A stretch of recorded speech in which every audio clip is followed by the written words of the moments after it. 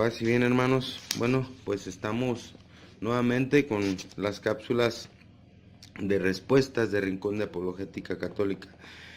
Y hoy vamos a dar respuesta a una cuestión que está constante frente a nosotros.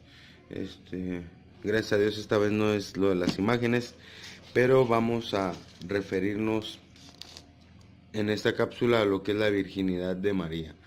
La pregunta nos dice, ¿por qué los católicos insistimos en que María es virgen cuando los evangelios nos dicen que el Señor Jesús tuvo otros hermanos?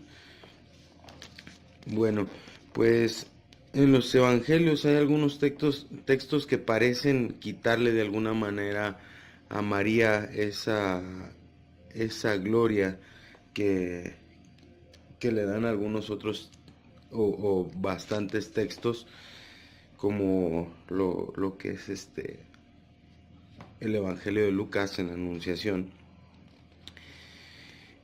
Y es por eso que los hermanos protestantes sienten el deber de bajarla de las alturas donde la hemos colocado los católicos, aclarando, y como siempre, no la tenemos como una diosa, pero bueno, pues es la madre del Señor y es madre nuestra.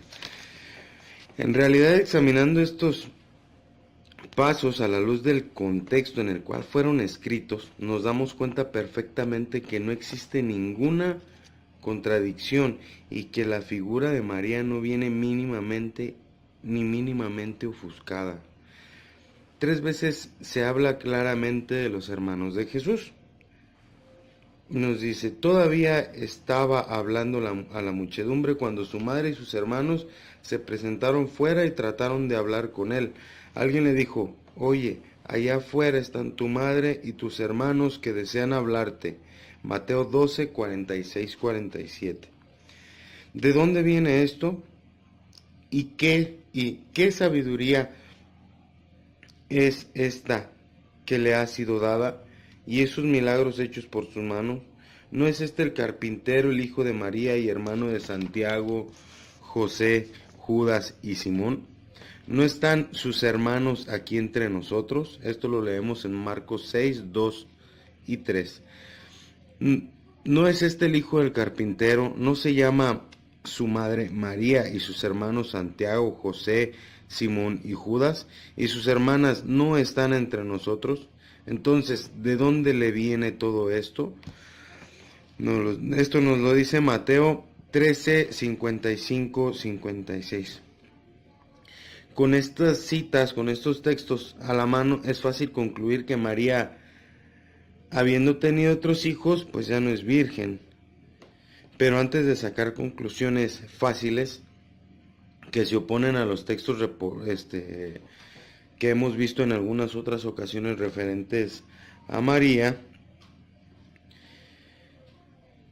y a la tradición milenaria que tiene la Iglesia Católica, conviene ver qué significado tiene en la Biblia la palabra hermanos y de quién son hijos estos que son llamados hermanos de Jesús. En hebreo, hermano, en hebreo y arameo se les dice incluso a los parientes más lejanos. Esta cuestión no es nada más del tiempo cercano de Jesús, sino ya desde mucho antes. Un ejemplo claro lo tenemos en Génesis 11:27, donde dice claramente que Lot era sobrino de Abraham. Y nos dice, Teraj engendró a Abraham, a Nahor y a Harán. Harán engendró a Lot. Después, en Génesis 13:8, a este mismo Lot, Abraham lo llama hermano. Dijo pues Abraham a Lot, Ea, no haya disputas entre nosotros, ni entre mis pastores y tus pastores, pues somos hermanos. En Génesis 14:14, otra vez Abraham llama a Lot hermano. Y dice, al oír Abraham que su hermano había sido hecho cautivo, movilizó la tropa de gente nacida en su casa, en número de 318, y persiguió a aquellos hasta Dan. Y Cayendo él y sus siervos sobre ellos por la noche, los derrotó y los persiguió hasta Jobá, que está al norte de Damasco. Recuperó toda la hacienda y también a su hermano Lot. Otros ejemplos los tenemos en los siguientes textos, en Génesis 29, 10, 12. Además de esta explicación, en los evangelios encontramos claramente que María, la madre de Jesús, no es la madre de estos hermanos, sino otra María. Mateo, hablando de las mujeres que estaban en el Calvario, dice: había ahí muchas mujeres mirando desde lejos, aquellas que habían seguido a Jesús desde Galilea para servirle. Entre ellas estaba María Magdalena, María la madre de Santiago y de José, y la madre de los hijos de Zebedeo. Esto lo hallamos en Mateo 27, 55. Lo mismo leemos en Marcos 15, 40, 41. Había también unas mujeres mirando desde lejos, entre ellas María Magdalena, María la madre de Santiago el menor y José, y Salomé, que le seguían y le servían cuando estaba en Galilea, y otras muchas que habían subido con él a Jerusalén. Y si acaso quedara alguna duda, tenemos otro texto muy significativo. Antes de morir, Jesús entrega a su madre a Juan, al discípulo amado. Bueno, de hecho la Biblia o la Escritura no nos dice que haya sido Juan, pero bueno, es el Evangelio de Juan. Y bueno, pues sabemos que es él, ¿verdad? Junto a la cruz de Jesús estaba su madre y la hermana de su madre, María, mujer de Cleofas y Magdalena. Jesús, viendo a su madre y junto a ella al discípulo a quien amaba, dice a su madre: mujer, ahí tienes a tu hijo. Luego dice el discípulo al discípulo: ahí tienes a tu madre. Y desde aquella hora el discípulo la recogió en su casa. Juan 19, 25 al 27. Resulta evidente aquí que María no tiene ni esposo, San José ya había muerto, ni hijos que la puedan acoger. Para los judíos era signo de maldición que una mujer quedara sola. Hay otros textos que necesitan ser aclarados para no caer en error. Hablando del nacimiento de Jesús, el evangelista Lucas usa el término de primogénito, y dio a luz a su primogénito y la envolvió en pañales y la acostó en un pesebre, porque no tenían sitio en el alojamiento. Lucas 2:7. Para nuestra mentalidad es lógico que el uso de este término se opone al significado del unigénito. Por lo tanto, María tuvo otros hijos. Esta conclusión termina de ser lógica si estudiamos el contexto histórico del significado que se le daba. Es, en sentido bíblico, primogénito, Bejor en hebreo, es el primer hijo, tanto si es único como si son varios. Esto debido a la prescripción de la ley de Moisés, que exigía la consagración del primer hijo, que se llamaba primogénito. No importaba que fuera el primero de los otros hijos. De hecho, no se esperaba el nacimiento de otro hijo para consagrar al primero. Éxodo 13:12 nos dice: consagrarás a Yahvé todo lo que abre el seno materno, todo primer nacido de tus ganados, si son machos, pertenecen también a Yahvé. La ley prescribía la fecha del rescate y lo que debían pagar. Esto lo podemos ver en Números 8:15 y Levítico 5:7 y Levítico 12:8. Por eso leemos en Lucas: cuando se cumplieron los días de la purificación de ellos, según la ley de Moisés, llevaron a Jesús a Jerusalén para presentarlo al Señor. Esto está en Lucas 22 al 24. Es interesante el descubrimiento que se hizo en el año 1922 en Tel el Yehudí. en Egipto, disculpen mi pronunciación. Se llama una lápida, se trata de una lápida mortuoria del año 5 antes de Cristo. La inscripción hace alusión a una mujer hebrea, Arsinoe, a quien está dedicada. Y dice: en los dolores de parto de mi primogénito, la suerte me condujo al fin de la vida. Es una tumba del año 5 antes de Cristo, y aquí podemos entender el sentido que se le daba a la palabra primogénito.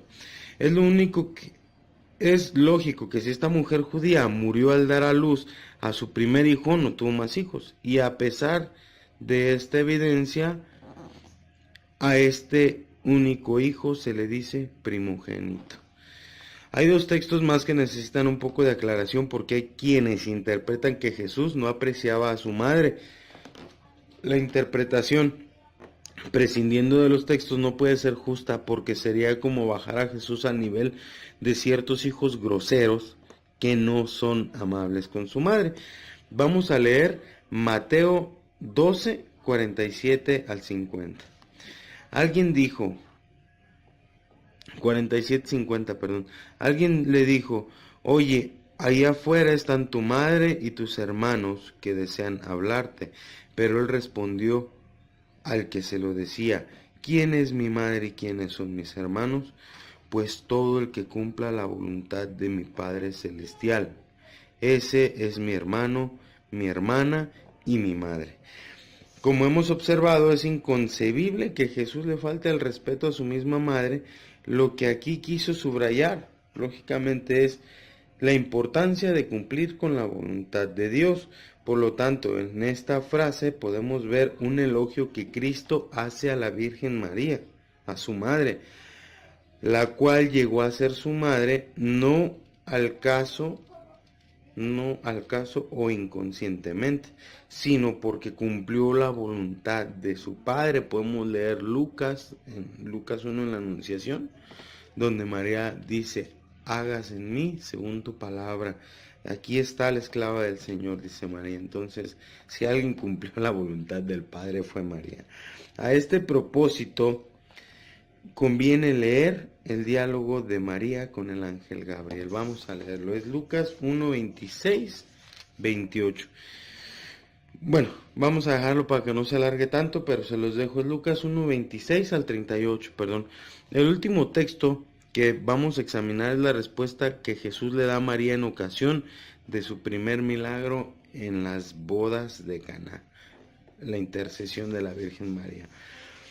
Juan 2, 3 y 4 nos dicen: y como faltara vino, porque se había acabado el vino de la boda, le dice a Jesús su madre: no tienen vino. Jesús le responde: ¿qué tengo yo contigo, mujer? Todavía no ha llegado mi hora. Bueno, pues esta frase en sí misma podría tener un significado áspero si esta no fuera dirigida por Jesús a su madre y no tuviéramos presente lo siguiente. Jesús anticipa su primer milagro para obedecer a su madre. Fue así como Jesús manifestó su gloria y a los que empezaban a descubrirlo. María había llevado la gracia a Juan Bautista. Lucas 1:39. Otra vez interviene para apresurar los comienzos del Evangelio. Ya no hablaría en el Evangelio, y sus últimas palabras son: haced lo que Él os diga. Esto, pues bien, lo tomo de la Biblia de Jerusalén. Los católicos siempre hemos visto en las palabras que Jesús dirige desde la cruz a su apóstol Juan: ahí tienes a tu madre. Una invitación a recibir a María como nuestra madre, porque Él es nuestro hermano. Con su sangre nos ha elevado a ser miembros de su familia, hijos de Dios, hermanos suyos y, por ende, hijos de su misma madre, María. Todos hemos sentido en nuestra vida su amor de madre y estamos orgullosos de ella. Por eso, deseando también a nuestros hermanos no católicos los favores que ella obtiene de su hijo para los que la honran, los invitamos con las mismas palabras de Cristo agonizante. Hermanos, ella es su madre, como Juan, también ustedes, acéptenla en su casa. Bueno, pues con esto terminamos. Y pues una buena noticia para nuestros hermanos no católicos, y esta buena noticia es que mientras ustedes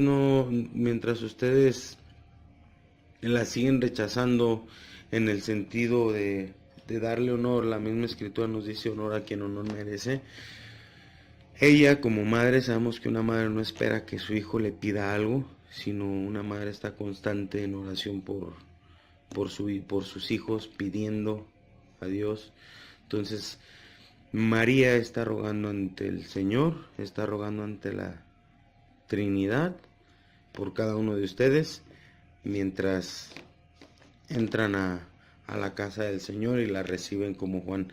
Paz y bien, hermanos. Bueno, pues con esto terminamos.